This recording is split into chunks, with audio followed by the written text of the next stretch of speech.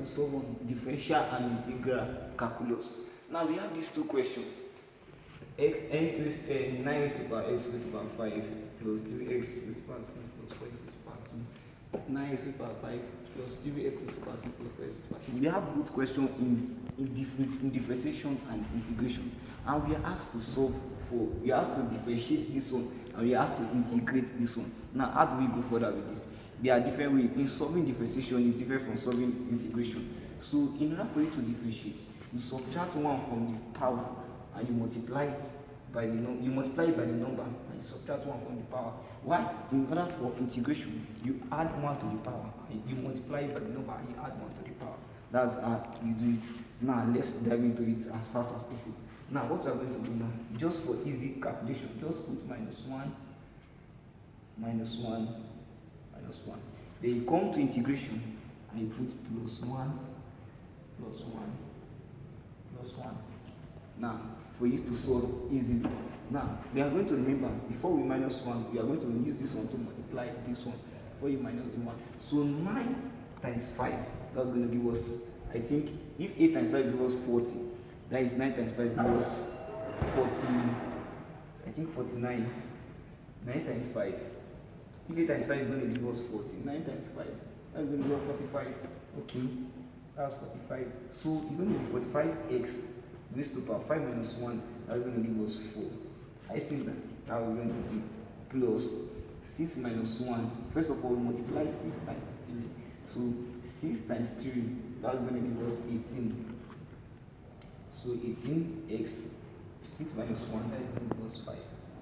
Plus 4 times 2, that's going to give us 8. X, 2 minus 1, that's going to give us 1. 1 times 6, it's the same thing. So if we can still move further, but at this point we have differentiated this equation. We have differentiated it. Now let's move to integration. Now integration, now we are adding plus 1 to the number. We're adding plus 1, but we still remember, before you add this plus 1, you make sure you multiply the power times the number. Then you add plus 1 to it. Then you repeat your equation. So 5 times this, that will give us 45. So 45. So it's going to be 45x raised to the power 5 plus 1, that's 6. Then plus 3, 6 times 3, that's going to give us 18. X, 6 plus 1, that's going to give us 7. Plus this, that will give us 8. X, 2 plus 1, that will give us 3. So I see that when it comes to differentiation, you see it reduces, the power reduces. But when it comes to integration, the power increases. That's one thing you should know why you are differentiating and you are integration. Why in differentiation you subtract 1 from the power, why in integration you add 1 to the power. But there's something you need to know. If you are solving integration and you leave your answer like this, if the mark is 10, they'll probably give you 8. Because why? Something is missing here. What you need to do is that whenever you are solving integration, at the end of the question, at the end of your answer, always put plus C. That's how to put the final answer in integration. It's always plus C.